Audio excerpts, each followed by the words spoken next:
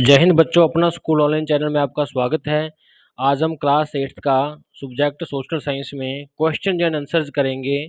Chapter का नाम है colonialism, rural and tribal societies. तो आइए स्टार्ट करते हैं पार्ट फर्स्ट से, पार्ट ए से। तो पार्ट ए है हमारा first question, under the Mahalwari system the word mahal means. तो माहल का मतलब होता है, देखिए, ग्रुप ऑफ विलेजेस। तो इसलिए जो हमारा फर्स्ट का ऑप्शन है वो है बी। सेकंड क्वेश्चन हमारे पास, the Ryotwari system was introduced by, ये किसके द्वारा इंट्रोड्यूस किया गया था। तो इसमें देखिए इसका सही ऑप्शन है सी, थॉमस मुनरो। ये थॉमस मुनरो नाम के अंग्रेज द्वारा लागू किया गया था। थर्ड क्वेश्चन है हमारे पास, द अदर नेम ऑफ जिम्मेदारी बंदोबस्त वाज, जिम्मेदारी जो बंदोबस्त किया था उन्होंने रेवेन्यू कलेक्ट करने के लिए ब्रिटिश ने, इसका और नाम क्या है। तो देखिए इस सिस्टम को परमानेंट रेवेन्यू सिस्टम भी कहा जाता है। तो इसका ऑप्शन है 3 का ए। नेक्स्ट है हमारे पास question, who was the leader of the Santhals revolt, जो संथल जो ट्राइब के लोग थे उनके उनके लीडर कौन थे, उनके विद्रोह करने में लीडर कौन थे। तो देखिए जो इनके लीडर्स थे वो ऑप्शन है बी, सिद्धू एंड कान्हू मुर्मू, जे इनके लीडर्स थे। तो इसका ऑप्शन है 4 का बी। नेक्स्ट क्वेश्चन है हमारे पास, where did the industrial revolution begin in first. तो सबसे पहले देखिए इंडस्ट्री का रेवोल्यूशन, इंडस्ट्री की क्रांति मीन ज़्यादा इंडस्ट्री कहाँ लगी। तो देखिए इसका आंसर है इंग्लैंड, क्योंकि ब्रिटिश वालों ने हमसे रॉ मटेरियल लिया सस्ते रेट पे और अपनी इंडस्ट्रीज को सेटअप किया। तो इसमें part B, fill in the blanks. तो देखिए फर्स्ट क्वेश्चन है, English shattered the self sufficient dash economy.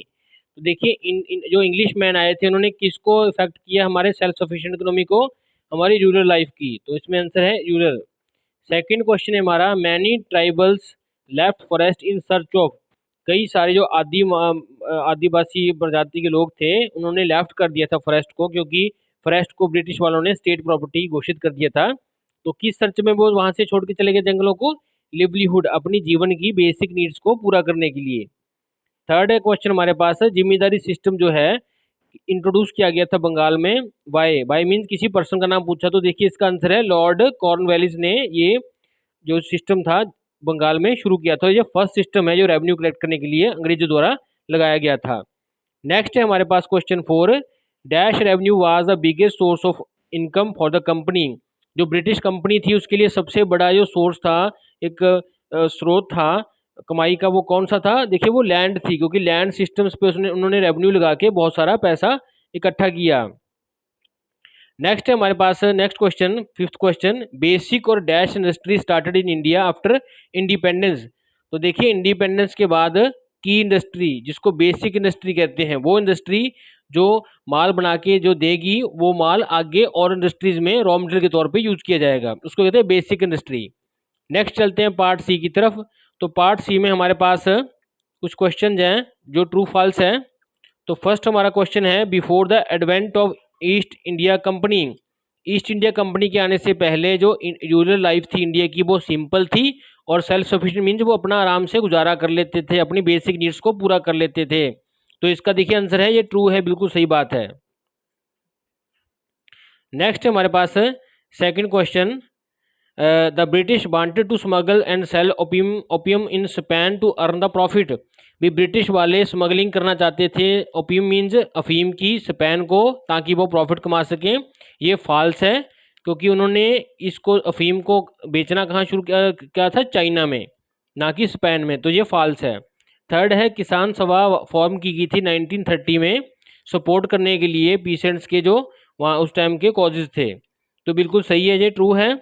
Fourth है हमारे पास, खॉन्स ऑफ, जो जाति है, एक प्रजाति जाति का नाम है जो ट्राइबल की, जो उड़ीसा में रहते थे, उन्होंने प्रैक्टिस किया था शिफ्टिंग एग्रीकल्चर, ये भी ट्रू है।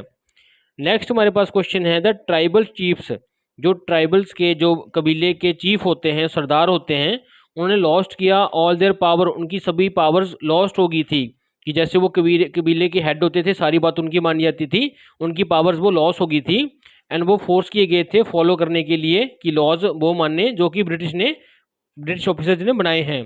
तो ये भी बिल्कुल सही बात है, ये भी ट्रू है। नेक्स्ट चलते हैं क्वेश्चन नंबर डी के, पार्ट डी की तरफ। तो पार्ट डी में हमें क्वेश्चन दिया गया है, highlight the main features of the Mahalwari system. तो माहलवारी सिस्टम के फीचर्स क्या हैं, उसमें क्या था, किस तरह का सिस्टम था। तो देखिए जो महालवारी सिस्टम था इनिशिएट किया गया था हॉल्ट मैगजीनीज ने 1822 में एडी में, और जो मॉडिफाइड वर्जन थी हमारी जमींदारी सिस्टम की, और एक्सक्लूसिवली इसमें लिंक किए गए थे नंबर ऑफ विलेजेस, इसमें कुछ नंबर्स ऑफ विलेजेस को ग्रुप की फॉर्म में ऐड कर दिए गए थे जिसको कहते हैं महल।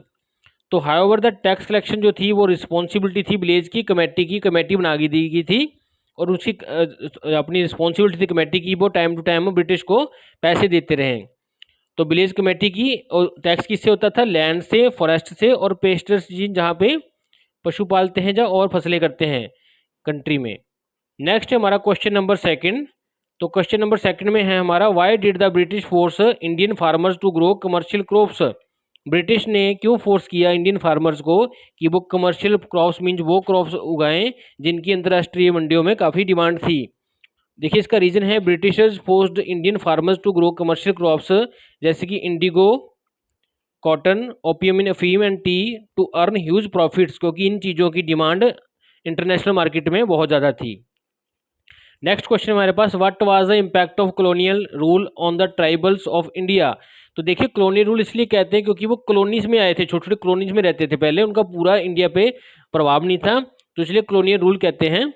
तो देखिए इसका क्या इम्पैक्ट पड़ा ट्राइबल्स मीन आदिवासियों पे जो इंडिया में रह रहे थे, तो इसको मेंशन करते हैं। देखिए इम्पैक्ट ये था, जो मैनी ट्राइबल्स थे उनको फॉरेस्ट लीव करने पड़े, छोड़ने पड़े सर्च ऑफ वर्क की सर्च में, क्योंकि उन्होंने फॉरेस्ट को क्या था, स्टेट प्रॉपर्टी घोषित कर दिए थे ब्रिटिश वालों ने। सेकंड रीजन क्या है इसका, a large number of them were recruiting through the contractor. काफ़ी सारे लोगों को, कबीले वालों को कॉन्ट्रैक्टर मीन ठेकेदार ने काम पे लगाया था। कहाँ पे, टी प्लांटेशंस में, जहाँ पे टी प्लांट होती है असम में। तो इससे क्या था, उन पे इम्पैक्ट पड़ा, उनका जो पहले जंगल खोसे लिए गए, बाद में उनको काम पे लगाया गया, वहाँ उनकी सैलरी कम दी जाती थी। थर्ड है देखिए इसमें जो रीज़न है, many tribes were also recruited, कई ट्राइब्स को क्या था, रिक्रूट किया गया था फैक्ट्रीज में भी और फील्ड मीन्स खेतों में भी, और वहाँ पे जो उनकी कंडीशन होती थी काम करने की वेरी हार्श होती थी, बढ़िया नहीं होती थी। नेक्स्ट क्वेश्चन है हमारे पास क्वेश्चन नंबर 4। तो क्वेश्चन नंबर 4 में है, right short notes on the Birsa movement. तो बिरसा मूवमेंट एक हुआ था आदिवासियों में जो कि बिरसा मुंडा ने किया था, उस मूवमेंट के बारे में हमने एक छोटा सा नोट लिखना है। तो इसका आंसर है, इन 1895 बिरसा मुंडा, एक बंदा था, नाम है बिरसा मुंडा कबीले का, एक जंग बॉय था, emerged as hero of the tribe, वो हीरो बना अपने ट्राइब का, अपने कबीले का। ही अर्ज्ड टू कंटिन्यू, उसने सबको मनाया कि कंटिन्यू करते रहो अपना काम, ऑन देयर ओवन लैंड, अपनी ज़मीनों पे अपना काम करते रहो, टू अर्न देयर लिविंग, ताकि तुम्हारा काम चलता रहे, तुम्हारी ज़िंदगी चलती रहे, तुम्हारी बेसिक नीड्स पूरी होती रहें, and not to move away, और आप ज़मीन को छोड़कर और कहीं मत जाओ। This would end all their suffering, अगर तुम ऐसे अपनी ज़मीनों पे काम करते रहोगे और जहाँ से नहीं जाओगे तो तुम्हारी जितनी भी प्रॉब्लम्स है वो एंड हो जाएंगी। तो as the Birsa movement spread, जैसे ही बिरसा का मूवमेंट ये था, जो बात फैली, पॉपुलैरिटी ऑफ बिरसा मुंडा भी बढ़ गई, उसकी पॉपुलैरिटी बढ़ गई, लोगों ने कहा बिल्कुल सही बात कही है। ही टोल्ड हिज पीपल, उसने अपने लोगों को कहा, that land policies of British, जो लैंड पॉलिसीज ब्रिटिश ने बनाई हैं वो हमें डिस्ट्रॉय कर रही है, हमारे ट्रेडिशन को, हमारे रीति रिवाजों को, हमारे लैंड सिस्टम के। और बिरसा को जेल कर दी गई थी फॉर 2 ईयर्स, 2 साल के लिए। वट ऑन रिलीज, जैसे ही वो वापस आया जेल से, he instigated the tribals to attack the zamindars, उसने क्या किया, ट्राइबल्स वालों को प्रेरित किया कि वो अटैक करें जिमीदार्स पे। He raise the white flag, उसका जो चिन्ह था विद्रोह का वो था white flag, symbol of Birsa Raj का।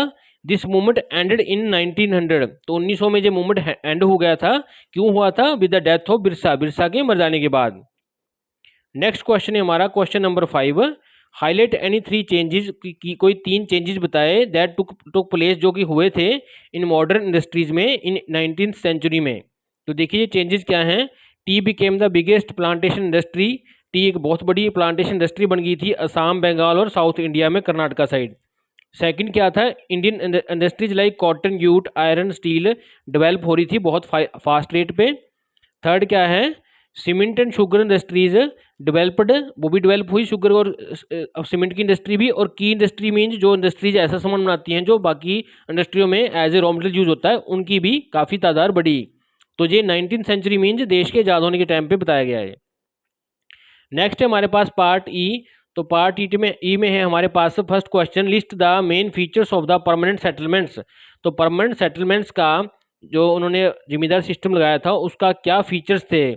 तो how did the production of opium, opium में अफीम की प्रोडक्शन, इंडिगो की प्रोडक्शन और शुगर की जो शॉर्ट अप थी उसने प्रॉफिट कैसे दिया ईस्ट इंडिया कंपनी को। तो देखिए मेन फीचर्स जो परमानेंट सेटलमेंट्स के थे वो थे, ये इंट्रोड्यूस किया गया था 1793 में बंगाल में फर्स्ट टाइम।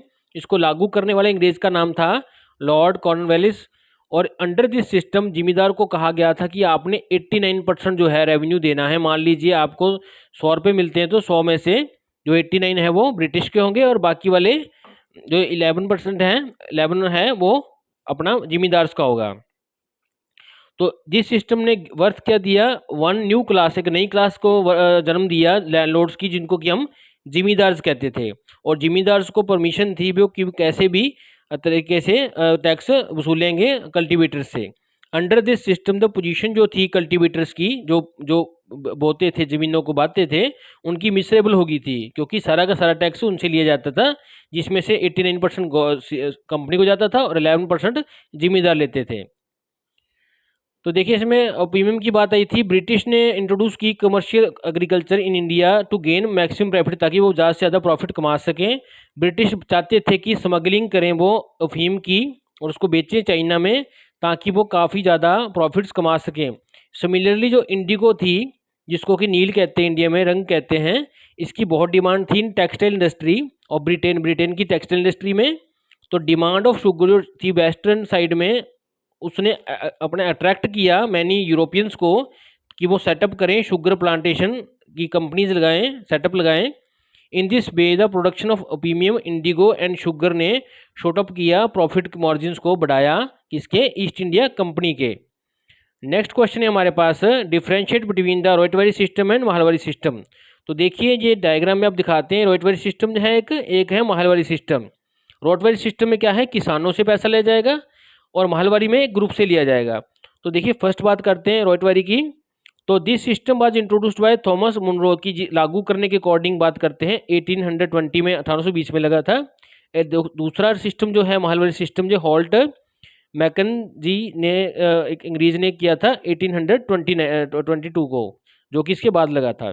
तो फर्स्ट सिस्टम में क्या है, ये साउथ इंडिया में इम्प्लीमेंट किया गया था, और जो सेकंड सिस्टम महलवारी सिस्टम है, ये Ganga valley, north west, central India और पंजाब में लागू किया गया था। थर्ड क्या है, revenue was directly collected from the riots, means किसानों से लिया जाता रेवेन्यू। और इस केस में महलवारी सिस्टम में जो रेवेन्यू था वो ग्रुप ऑफ विलेजर से लिया जाता था, एक कमेटी से लिया जाता था जो रिस्पॉन्सिबल होती थी इसको टैक्स को इकट्ठा करने के लिए। नेक्स्ट क्वेश्चन है हमारे पास, question number 3, how did colonialism systematically destroy Indian crafts and industries. ये जो कॉलोनियल सिस्टम था जो अंग्रेजों का हमारे देश में आना, इससे कैसे डिस्ट्रॉय हुई हमारी इंडियन क्राफ्ट वाले जो कारीगर हैं और इंडस्ट्रीज। तो इसका देखिए एक्सप्लेन करना है। तो colonialism is based on the idea of political dominance, क्योंकि हमारे पॉलिटिकल जो राजनीतिक सिस्टम था वो काफ़ी डाउन था, इसलिए उन्होंने फ़ायदा उठाया हमारा और हमें इकोनॉमिकली लूटा।